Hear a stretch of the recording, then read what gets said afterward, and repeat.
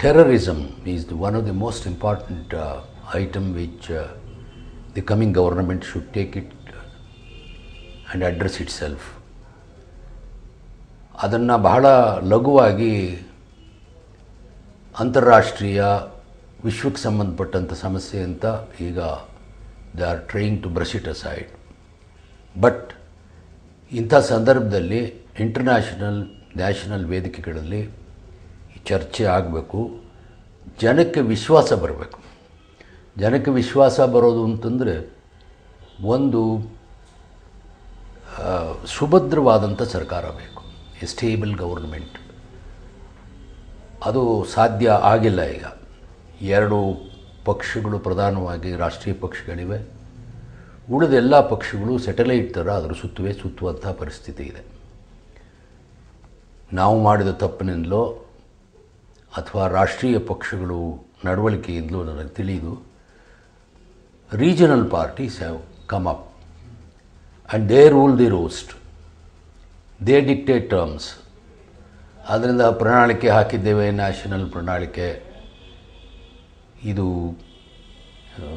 ಇದನ್ನೇ ನಮ್ಮ Magna Carta ಅಂತ ಹೇಳಿ ಮಾಡಲಿಕ್ಕೆ ಸಾಧ್ಯ ಆಗ್ತದೋ ಇಲ್ವೋ ನನಗೆ ಗೊತ್ತಿಲ್ಲ. ಆದರೂ ಆ ಪ್ರಯತ್ನದಲ್ಲಿ ನಾವಿರಬೇಕು. ಈಗ ಎರಡನೇ ಪ್ರಯಾರಿಟಿ ಅಂದರೆ ರಾಷ್ಟ್ರೀಯವಾಗಿ ಹೂ ಆರ್ ವಿ, ನಾವೇನು ಅಪೇಕ್ಷೆ ಮಾಡ್ತೇವೆ, ಭಾರತ ಅಂದರೆ ಏನು, ಉತ್ತರದಿಂದ ದಕ್ಷಿಣಕ್ಕೆ, ಪೂರ್ವದಿಂದ ಪಶ್ಚಿಮಕ್ಕೆ ಎರಡು ರಸ್ತೆಗಳನ್ನು ಮಾಡುವ ಪ್ರಯತ್ನವನ್ನು ಅಟಲ್ ಬಿಹಾರಿ ವಾಜಪೇಯಿಯವರು ಪ್ರಾರಂಭ ಮಾಡಿದರು. ಅದನ್ನು ಸುವರ್ಣ ಚತುಷ್ಪಥ ರಸ್ತೆ ಅಂತ ಕರೆದರು.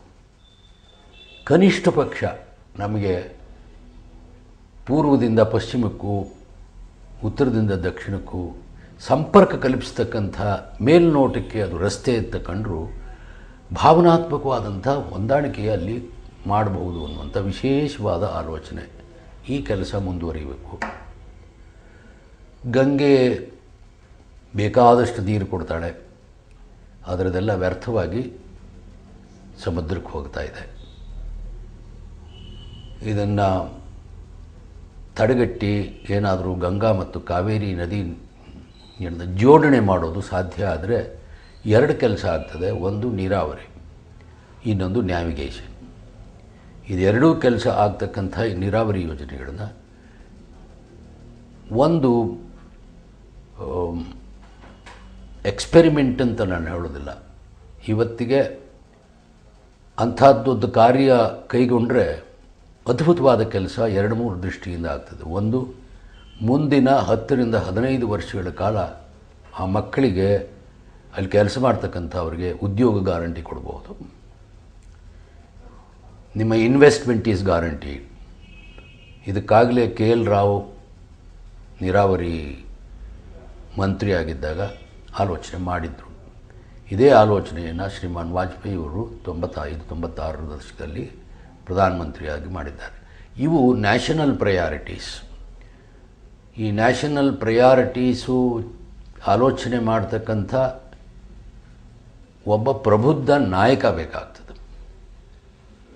who is not only a leader of any party, but he should be a statesman-like. That is the reason why in English there is a proverb called, if a politician is one who loses or wins the election, nothing is lost.